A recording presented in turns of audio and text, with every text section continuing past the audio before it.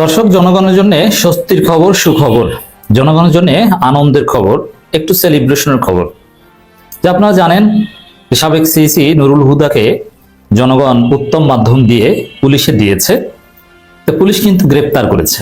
যদিও স্বরাষ্ট্র উপদেষ্টা বলেছেন যে এই মব কাম্য নয়, আইন নিজের হাতে তুলে নেবেন না, কিন্তু জনগণ পুলিশের হাতে তুলে নিয়েছে। এখন পুলিশ 10 দিনের রিমান্ডে নিতে চায়। এর মধ্যে খবর বেরিয়েছিল যে আরেক সাবেক সিইসি হাবিবুল আউয়াল, তিনিও নাকি গ্রেপ্তার হয়েছেন। যদিও স্বরাষ্ট্র উপদেষ্টা বলছেন যে না, এই খবর ঠিক নয়। যদিও সহজেই অনুমেয় যে জনরোষের শিকার হয়েছে। দেখেন, এই কথাটা একটু ক্লারিফাই করে নিই। নুরুল হুদার ক্ষেত্রে যেটা ঘটেছে, এটাকে কেউ মব বলবেন না। আর মব বললে ওই মবকে আমরা গ্লোরিফাই করবো। এটা বিপ্লব, একটা বিপ্লবের পার্ট। এভাবে হাসিনা পতন হয়েছিল, ফেসিবাদের পতন হয়েছিল। এটাকে বলা যায় জনরোষ। মব এবং জনরোষ এক নয়।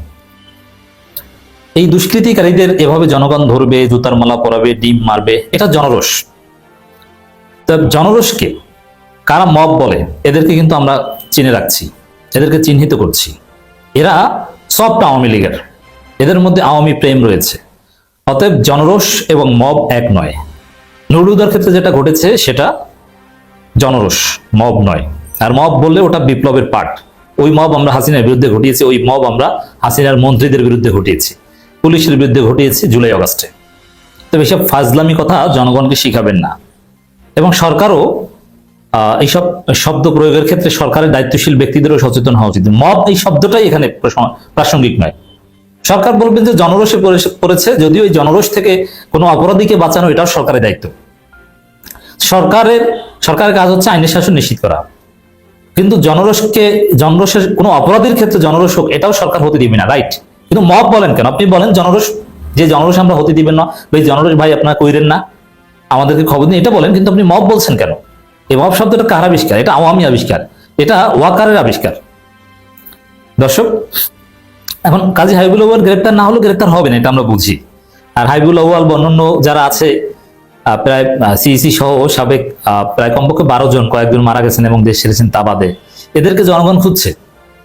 জনগণ পেলে ওরকম জয় বাংলা করে দিবে, তারপরে পুলিশ ঠিকই 10 দিনের রিমান্ড চাইবে, যেটা নুরুল হুদার ক্ষেত্রে ঘটেছে। আরেকটা খবর যে ইসলামী ব্যাংকের সাবেক এমডি মনিরুল মাওলাকে গ্রেপ্তার করা হয়েছে। এই ঘটনাগুলো রাজনীতিতে তাৎপর্যপূর্ণ এবং জনগণের জন্য স্বস্তির খবর। মনিরুল মাওলা ভয়ঙ্কর অপরাধী। এই মনিরুল মাওলা এমডি থাকা অবস্থায় শত শত কোটি টাকা, হাজার কোটি টাকা ইসলামী ব্যাংক থেকে তছরূপ হয়েছে।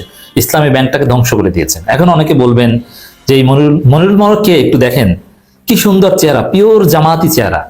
এবং মনিরুল মাওলা কথায় কথায় কোরআন হাদিসের উদ্ধৃতি দিয়ে কথা বলতেন। এবং একটা সময় পর্যন্ত জামাতের আলেম ওলামারাও দেখেছি মনিরুল মাওলার দাওয়াতে যেতেন। এবং তিনি এক সময় জামাতের লোক ছিলেন। এই মনিরুল মাওলা জামাত পরেই তিনি কোরআন হাদিস শিখেছেন, জামাত ইসলামী করে।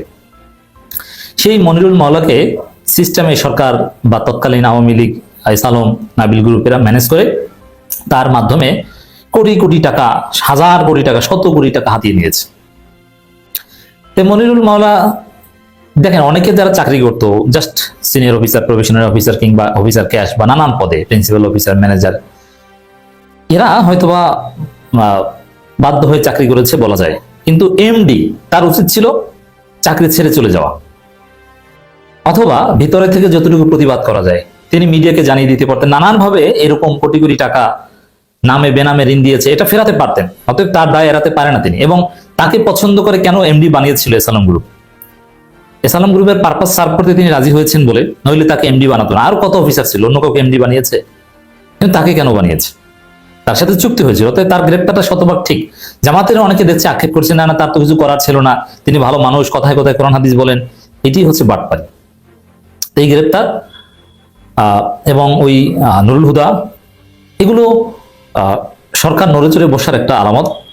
বিশেষ করে দেখেন, এই নুরুল হুদাকে জনগণ পুলিশে দিয়েছে, কিন্তু এর প্রেক্ষাপটটা তৈরি করেছে প্রফেসর ইউনূস নিজে। কিভাবে? তিনি নিজে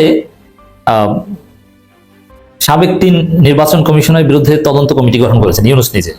এরপরে বিএনপি মামলা করেছে, এরপরে এই জনরোষ। অতএব এটার ভিত্তিপ্রস্তর স্থাপন করেছেন বা প্রেক্ষাপট তৈরি করেছেন প্রফেসর ইউনূস নিজে।